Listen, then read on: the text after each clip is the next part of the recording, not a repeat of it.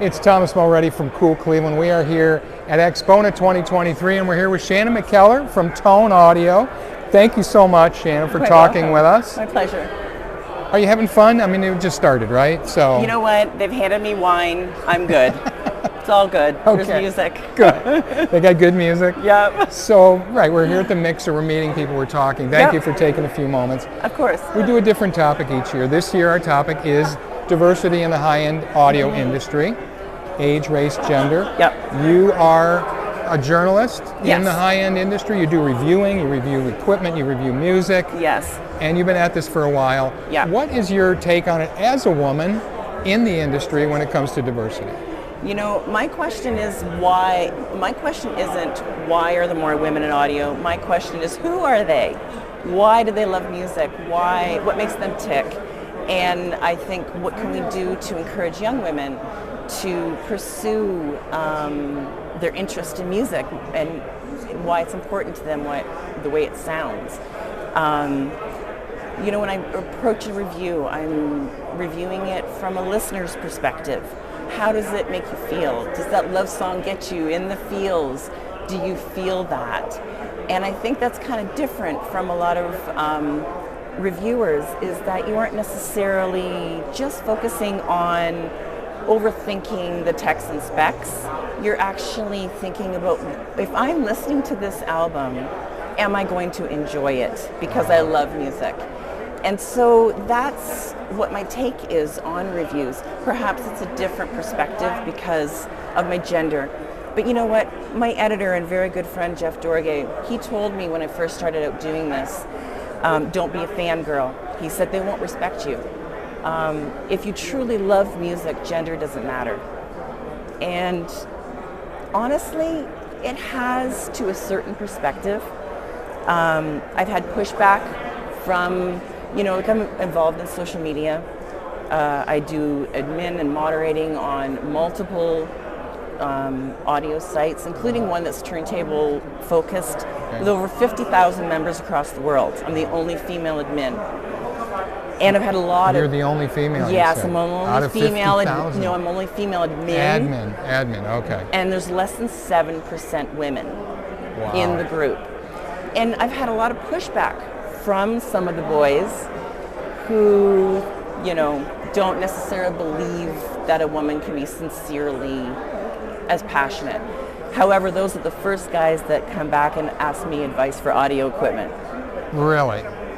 So they'll take your advice on that, but they don't think, what, Yes. that you're serious or that you're as knowledgeable? Or I think it's when they realize that I'm legit, Right. that's when they're like, Right. okay, it doesn't matter that I'm female.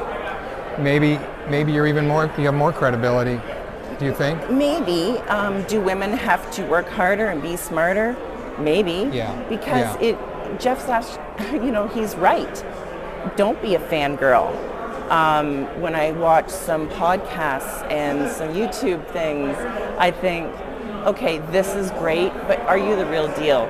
And Jeff always tells me that I'm the real deal because he knows I actually listen to the music. I actually, you know, spend the time in the listening chair. So right? I'm hearing you say is it goes beyond the equipment for you. It starts and ends with the music and with the emotional impact of what an artist is trying to say. Absolutely. And how does the equipment help you get there? Absolutely. Because if it doesn't get me in the feels, then what's the point? Is that beautiful love song, does it make me cry? You know, is that hard driving rock song, does it motivate me when I'm out doing gardening or riding my bike? Right? If it doesn't get me in that spot, I don't know how else you're supposed to interpret music. Right? And maybe that's what makes me different from some other reviewers, is that that component is really important to me. Does my gender have anything to do with that? Good question. It's hard to tell because you don't know any other gender, right? You're right. Like, as we don't either. So, right. You know, I wonder, do you have any ideas about how to bring more women specifically, or people of color, or younger people into the industry, or into, I mean, whether it's maybe what you've said is it's more about the music industry than it is about the equipment industry. You know, I think that a lot of, if you're going to keep younger people engaged, obviously technology it's going to be a number one component. Is it user-friendly? Is it accessible with, your phone? Because is it going to be, you're not going to need a huge manual of stuff to set it up. Is it going to be straightforward? Is it going to get you right away? I think that encouraging younger people, like, let's be realistic, our kids, what do we do? Do we say, here, come and listen to a record with me? Do we introduce them, right? And I think that might be where it starts. Is playing classical music for babies, is that a really good place to start in introducing kids to music? Is encouraging our teenagers to hear, instead of, these headphones, let's try these ones because they actually sound better, right? Right. I don't know. And they communicate what the music's all about better, Absolutely, yeah, absolutely. I can't help but notice your t-shirt. That is so cool. Yeah. Rock and Roll Hall of Fame right there. I love Rock and Roll Hall of Fame. I went to Cleveland a couple years ago, road trip, and loved every minute of the Rock and Roll Hall of Fame. It was a great experience. I would totally go back in a heartbeat. Stayed at a hotel right walking distance from it with a beautiful green space. I know. It's a big secret, and it's starting to get out, right? It's so cool. And just walking up to it was just like an emotional experience. Isn't it? Right? When you love the music. It's awesome. What you're making me think is maybe we're coming at this in a little different way. If we're thinking about the music and we're thinking about the equipment and all that is sort of downstream from that. That's just what's going to help me get connected to the music. But where we start then to bring new people in, no matter who they are, is really with music education and getting people passionate. And we know that in Cleveland because we teach it. The Rock Hall teaches music education. We're very big on that in Cleveland. We have a strong history with the Cleveland Orchestra and with rock and roll itself. And we know that music education with young people, it's a lifetime of learning, not only for music, but in all fields. So maybe it starts with that. Well, what is it? Less than 5% of audio engineers are women. I just bumped into, Angela Cardis and Kat from Upscale Audio. I just finished reviewing a Manley Absolute amp, and Ivana Manley is probably one of, I think she's a genius. Like, if you've heard the Red Hot Chili Peppers, you probably have heard one of her mics. Wow. Right? She's an amazing person.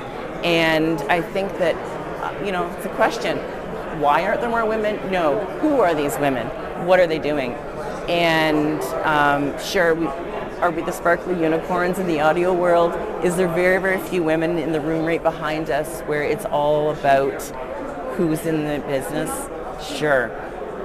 But I think that it doesn't matter what your gender is. I think that if you're passionate about it, age-wise, Kat's young, they're chilling, they're hip, she's got a great education in music. And I think those are the people that we need to embrace,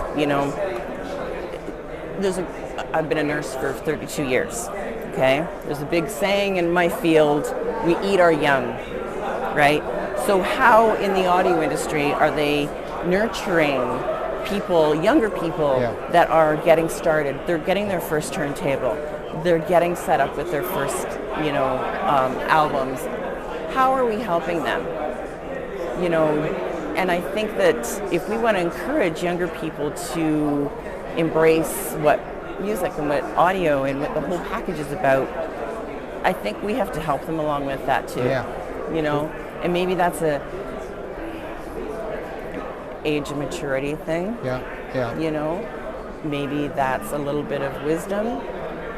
Maybe that's because, we benefited from the same kind of nurturing when we were younger. Right?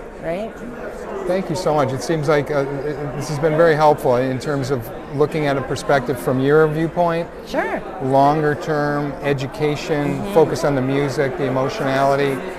Those are all things that haven't heard so far from other people I've spoken with, other men.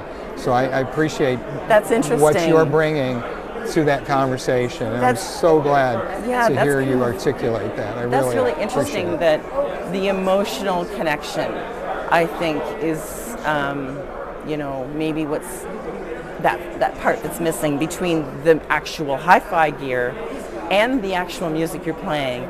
Maybe it's that emotional connection that brings it together, right? Well, have fun this weekend. Oh, can't wait. I know you will. I have a huge list. Do you? If you don't have a list, you're going to get totally lost and you're going to miss some things. List.